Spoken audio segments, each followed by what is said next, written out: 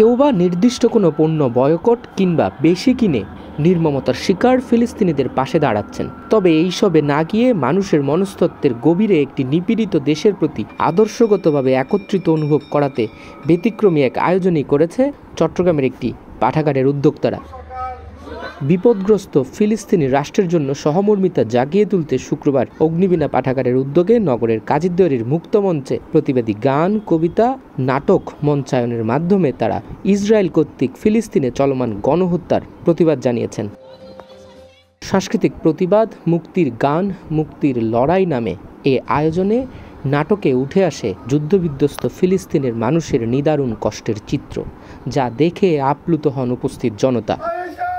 পাঠাগারের সংগঠকরা জানান, এই সকল ছোট ছোট আয়োজন থেকে আমরা জানান দিতে চাই আমরা ফিলিস্তিনের নিপীড়িতদের পাশে আছি। আপনারা জানেন যে দীর্ঘ সময় ধরে যে ফিলিস্তিনে আগ্রাসন হচ্ছে, আমরা সেই আগ্রাসনের বিরুদ্ধে আজকে এখানে সমবেত হয়েছি। আমরা বলছি না ফিলিস্তিনের একটা যুদ্ধ, এটা কোনো যুদ্ধ নয়, এটা একটা গণহত্যা। আসুন না এই গণহত্যাটা সবাই মিলে বন্ধ করি, শিশুগুলো যেন ভালো থাকে।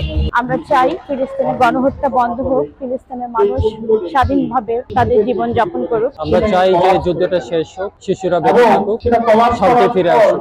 ফিলিস্তিনের চলমান গণহত্যা বন্ধ হোক। 14,000 শিশু মারা গেছে, 14,000 শিশুর লাশ পড়ে আছে।